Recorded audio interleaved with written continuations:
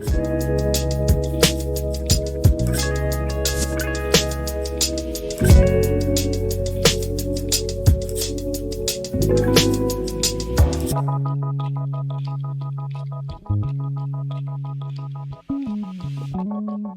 my name is Piers Henwood, and over the next few minutes, I'm going to try to demystify the music industry and talk about building a team. We'll discuss the typical core members of an artist team based on the traditional pillars of the industry, and we'll also ask ourselves if some of those first building blocks may be changing in the modern business. For example, what's more important for an indie artist to focus on nowadays? Finding a great content creator and videographer, or finding an often elusive record deal? Let's talk about it.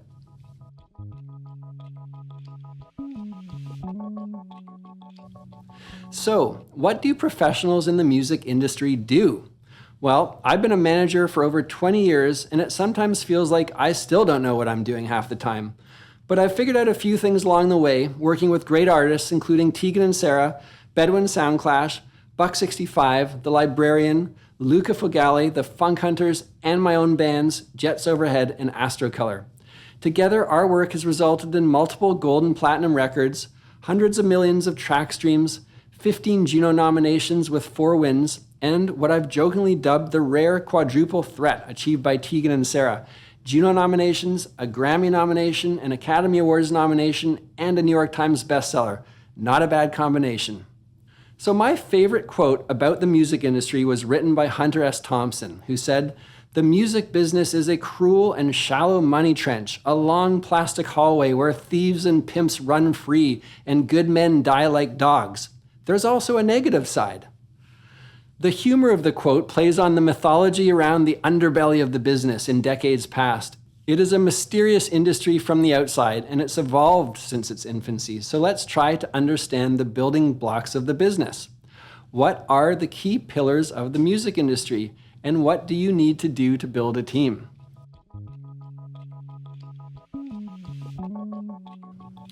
For a simple starting point, it's important to understand the typical infrastructure of a successful global touring and recording artist. Not all artists need a team this big, and indeed few artists are able to command enough attention to even be in a position to assemble this type of team. But it's illuminating to understand the mechanics of the fully realized artist team, and then any artist at any stage can work backwards from there to visualize the potential of their own team and even define what they're doing themselves if they're currently a one-person team. In simple terms, there are 6 key positions in an artist team: the manager, the agent, the record label, the publisher, the entertainment lawyer, and the business manager. Now, what role does each play? Here is a purposefully simplified explanation.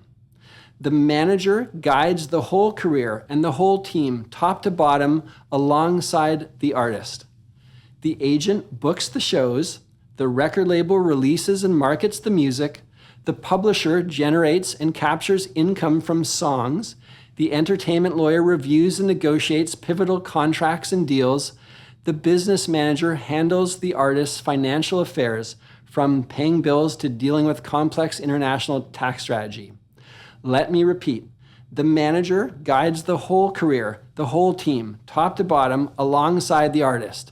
The agent books the shows, the record label releases and markets the music, the publisher generates and captures income from songs, the entertainment lawyer reviews and negotiates pivotal contracts and deals, the business manager handles the artist's financial affairs, from paying bills to dealing with complex international tax strategy.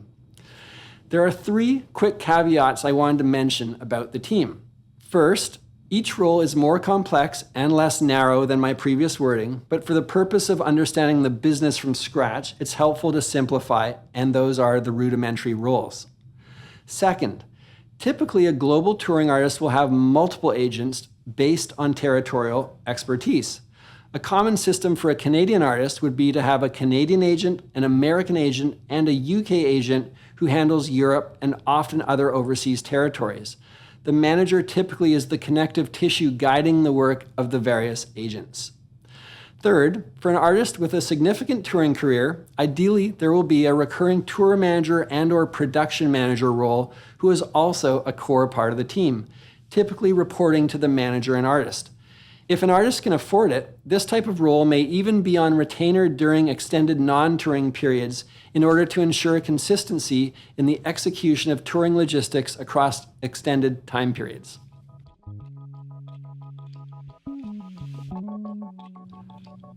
Let's now talk briefly about business models within the industry, since how your potential team earns money is essential to understand. The manager and agent business models are typically based on commission. The most common agent commission is 10% of live show income. The typical manager commission is 15 to 20% on all income earned by an artist. This means the manager and agent might earn virtually nothing for long periods of time while developing an artist, but they have a chance for significant and sometimes exponential earning if an artist truly breaks. This is important to understand because a manager and agent are naturally going to be attracted to working with artists who are already doing good work themselves nowadays.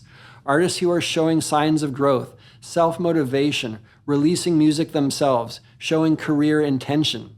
An artist who isn't outworking themselves, who isn't recording and releasing and promoting music themselves, is probably less attractive nowadays to a manager or agent in the industry. Record labels and publishers, on the other hand, build their business model based on controlling copyrights and distributing royalties. It's extremely important for any artist who is looking to understand the industry and looking to build a team to understand that there are two sides of copyright in music. If there was one lesson I would teach every recording artist, it would be this. The master is the copyright in a given recording, and it is the copyright that record labels base their business model on. The publishing is the copyright in a given song or composition, and it is the copyright that music publishers base their business model on. If you're looking for a record label deal to expand your team, you're by definition looking for a partner to help exploit the value of your master recordings. If, on the other hand, you're looking for a publishing deal to expand your team, you are looking for a partner to help exploit the value of your songs. So why are there two different copyrights? It takes a moment to grapple with this, but there's an important difference between a song as a concept and a specific recording of a song. The song as a concept is a melody and a lyric that can be hummed. The song carries its own inherent copyright, which is the publishing side. A specific recording of that song creates a different copyright, which is the master. The term master derives from the historical notion of master tape, when recordings were done to tape in old studios, and there was truly a single source master from which copies of a recording were derived. It's exciting to think about having a manager, an agent, a record label, a publisher, a lawyer, and a business manager all helping you with your career. The creative process is lonely, and there's nothing better than having a team. But it's also important to acknowledge that the industry has changed dramatically during the past 10 years, and how you build a team and what those roles are is very open to discussion for an indie artist who is just starting out. As I said at the outset, maybe it's more important, arguably, for an indie artist to have a videographer or a content creator than a record label or a lawyer, at least when they're starting. This is the type of question I like to ask myself nowadays, and I get asked questions such as this and many others a lot. And I'd like to do a bunch of Q&A now to go over some more detailed looks at how to build an artist team.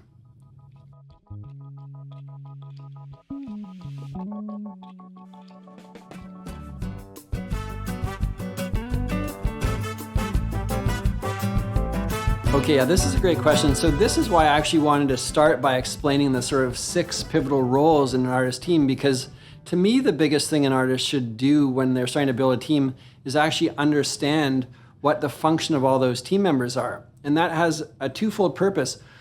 It's hard to build a team, so you may or may not have success in immediately building a team. So first you need to understand the roles in the industry, because you're essentially doing all those roles yourself. And so you can start to think of yourself as a little bit of a business with all these different functions in what you're doing day to day when you're thinking about forwarding your career. Secondly, if you do successfully start to land team members, it's actually really important for the artist to still be leading the team.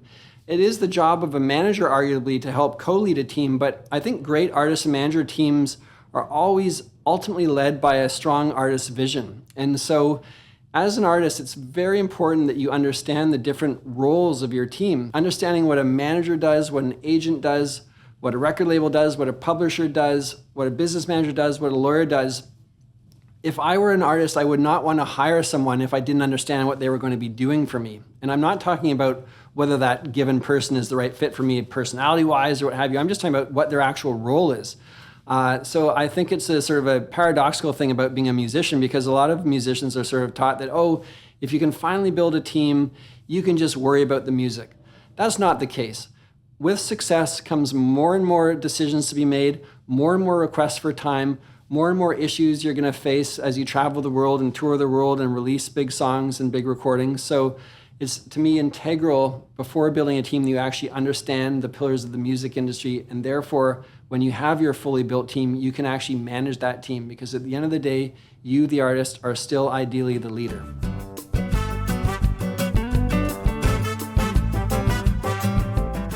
This is a great question too. And philosophically, I like to think about the first part of an artist's career as building and creating demand. And then the mature career arc becomes more about managing that demand and choosing between opportunities. But the main thing that the sort of current reality of the music business has done to change the stages of an artist's career is that now there is so much more power in an artist's hands. We have no more gatekeepers for distribution. You can immediately release music around the world on the streaming platforms. And that wasn't the case 20, 30 years ago. Now, just because you're releasing music doesn't mean that you're magically going to get seen or noticed, but it is an incredibly important step forward to know that you have the power to do certain things yourself as an artist. So the first and most important stage, I think, now of an artist's career as an indie artist is to start doing things themselves. And that means, writing and recording music, playing regional shows, starting to build a fan base online, and essentially just doing things that don't require a gatekeeper's approval. Because in order to build a team, nowadays, any manager, any record label, any publisher, any lawyer, any whoever generally wants to see an artist who has some degree of success already. And this wasn't necessarily the case back in the day when maybe an unknown artist could be discovered in a club and or a demo tape would turn someone on because the song was so great. Back in the day, that sort of scarcity was an asset because we were living in a physical world. Now in the digital world, scarcity is no longer an asset, and with distribution flat, it's most essential that you start your career yourself, I think, nowadays. You don't wait around for the team, and that's the paradox. You want to think about building a team down the road, but you really want to start by just doing things and not waiting for a team. And this leads to a sort of concept that I've always had, which is that when you're thinking about your career, I think you want to think about it on two parallel tracks. And they're sort of simultaneous, but one track is your track of actually doing the work and actually releasing music and actually trying to build fans yourself. The second track is also keeping the industry aware of what you're doing so that when the time's right, when you have had some success, you have people that you've been updating about your career in a meaningful way over the course of time. So you may not be at the stage yet where you're able to take on an agent or a manager. As we said earlier, agents and managers work on commission, and many are happy to work for free. But at the end of the day, it is something where agents and managers need to balance their time and know that they're investing in something that's going to grow. So if you're showing signs of self-investment and growth through your own means, then you're much more likely to, say, get on board a first agent and manager. And so to me, that is the most important insight of the sort of new stage of an artist's career that's different from decades past, that it's very much about self-control, self-initiative, and things that are under your own control, I should say. As we talked about in the previous part of the presentation, the mature arc of an artist's career involves having a full team, manager, multiple agents, lawyer, business manager, record label, publisher. The difference between the totally indie artist and the fully fledged team, there can be any ways that those two things connect depending on the artist. There might be a given artist that, is less focused on recording but very focused on touring, and the most important thing for them is to land an agent. You might have the opposite scenario where the most important thing is for a given artist to land a record label because they're not a big touring act. The bottom line is that whatever the path is, you need to start by doing things yourself nowadays, and more than ever, you do have the tools to start yourself.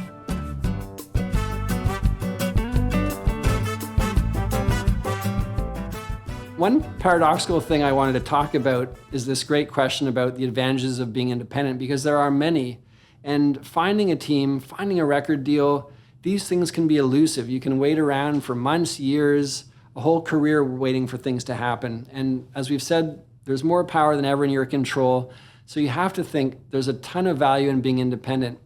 And one thing I wanted to raise as a question is that although we know now the 6 sort of fundamental classic key pillars of an artist's team, the manager, the agent, the record label, the publisher, the lawyer, the business manager, for an independent, unsigned artist today who's trying to make progress, I think it's very possible that some of those roles are not important anymore to think about at the outset. I mean, definitely not important at the outset, and maybe not even important for a few years. So we're living in an era of content creation. We know that social media platforms have the ability to make, major changes to an artist's career arc. We also know that they need constant feeding of content. I've sort of recently started to think, maybe there's more value in having a videographer that I know and trust that's always available for me as a young, unsigned artist than it is me worrying about getting the record deal. And I think that those two thoughts are also, not mutually exclusive, because at the end of the day, someone who creates great content and builds an audience is nowadays going to be more likely to get the attention of a record label. So I think that it's really important to understand the fully fleshed out artist team, because it sort of defines how our industry works. It defines, what is the team behind those great pop stars that you love listening to, that you hear on the radio or the rock show you saw at the Commodore or wherever. How are these things happening? Who's organizing them? The classic team we've gone over here explains that. But at the end of the day, if you're starting from near ground zero, I think nowadays having a very different approach to building a team may well be a positive. And it's paradoxical. You don't want to get into trouble, obviously. You don't want to sign a massive long-term contract without a great lawyer helping you. You don't want to make decisions that are going to tie up rights for a future without understanding what you're doing. So I'm not minimizing the importance of professional roles. I'm not minimizing the importance of a manager or an agent or what have you. I'm simply saying that there is an argument to be made that a videographer, as an easy example, or a creative director, as an easy example, or a really recurring producer who helps you release music or songs every month to feed the streaming machine. These relationships could be most important right now for an independent artist, and more important in a way than finding that elusive record deal or finding that business manager. So this is an example of the evolution of our industry, and there's lots to be said about this. I think it's open to interpretation how we think about this question, but it's one that I think we'll start to think about more and more. And one real world example that I'm seeing is that we haven't really talked about the classic tour team structure in this module, but we did talk about the idea that sometimes a tour manager and a production manager might be a core recurring part of an artist team. Within those frameworks, a tour will have multiple, crew reporting up to a tour manager and production manager. And nowadays, more than ever, I'm seeing, for understandable reasons, a videographer, a social media person out on tour. You're seeing bands that might, be hiring a guitar tech based on the fact that they also have photography skills and social media skills. And when they're not teching, they can be out creating content with the band.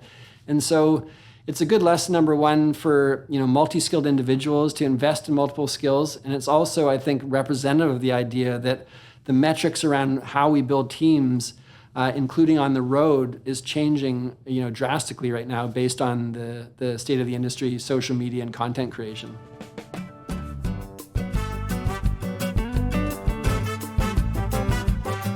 Okay, so this is a great question. How do you get in touch with people in the music industry if you want to build a team?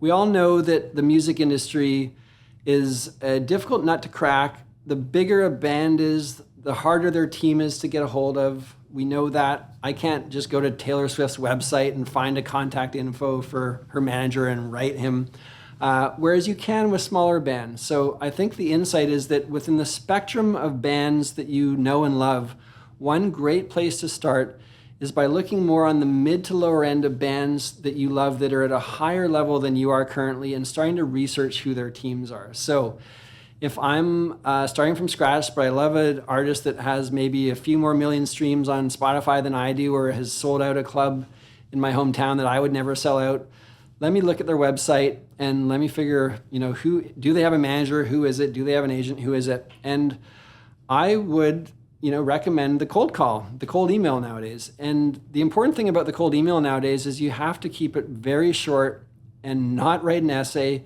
and ask for something very specific. I find that people in the music industry are actually quite happy to give advice, it's human nature. We all love talking about things that we know about. We all love feeling like our, opinion or insights are important. And so I think it's a great unknown in the music industry that people are more accessible than one would think if you ask properly and if you respect people's time. And so what I would recommend is researching members of teams of bands you like that are at a mid-level to slightly lower level, but above where you're at, and sending cold emails. And in an email, introduce yourself briefly, ask for 10 minutes of their time. I love this, it's a minor thing, but very specific. I'll say in the email, I'm just looking for 5 minutes of your time, 10 minutes of your time, or I want a couple questions answered. I'd love your advice.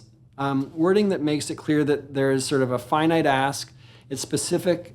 I would also back up and say, in asking for that 5 minutes of time or 10 minutes of time, it's a specific question you're wanting to get answered that sort of acts as a foundation for why you're writing.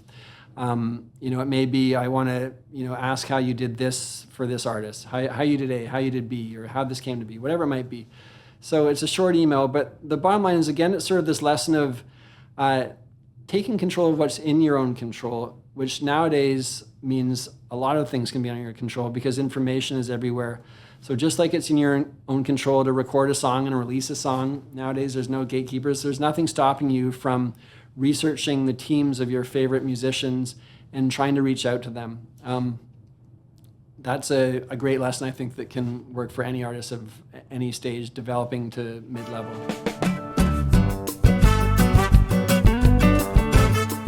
Okay, so great question about how to structure your time. I don't know. I'm still trying to figure out how to structure my time. But we all know that a creative life requires some structure. You get up in the morning, you are essentially looking at a blank slate. I think it's important to acknowledge that in any industry, in any job, there are going to be things you don't want to do. Even a great job has bad sides. And so I think one thing is to avoid only focusing on the things you like doing as a musician. So maybe you love playing music and you don't want to work on the marketing side, or maybe you do happen to actually love the marketing and video making side, but you've been procrastinating on songwriting or whatever it might be. I think we all know that there are certain things we need to put more time into, and it does require discipline in the creative arts, but you need to definitely put time into the things that will help build your career. And this is often things that maybe are less fun, aren't not as much fun as making music, but nowadays it might be, as we said earlier, reaching out to team members from other artists that you're researching online. It might be putting time into social media and creating content. It might be building a budget for an album you're about to make or what have you. So I think that first off, you just got to get over the mythology that being a musician is going to be all fun and games, and especially the mythology that being a successful musician is going to be all fun and games. It becomes a lot of work. It's not. There's going to be things you don't like, and so sort of getting used to that and planning your day accordingly and forcing yourself to do things that you may not enjoy as much is a good mindset. I've always said also, maybe an artist is doing music for now as a side hustle or on the side other than a day job, and if you have however much time you have during the week to do music, divide that 100% pie and don't make it 100% just playing in your basement. Obviously, practice, improve your craft, but also, put 25% of that time into whatever it is, building that first website, researching bands to open for, doing things that will help get your name out there. I think that's an important sort of lens to look at how you spend time. Everyone, thanks so much for spending a bit of time with me today. I hope this has been helpful for understanding some core principles regarding the music industry and how things work. I would love it if you check out my website, piershenwood.com, PIERSHENWOOD.com. I do a fair bit of writing there about the industry and about creativity, and hope to see you next time. I'm Piers Henwood, and thanks for watching my Jumpstart Foundations Masterclass.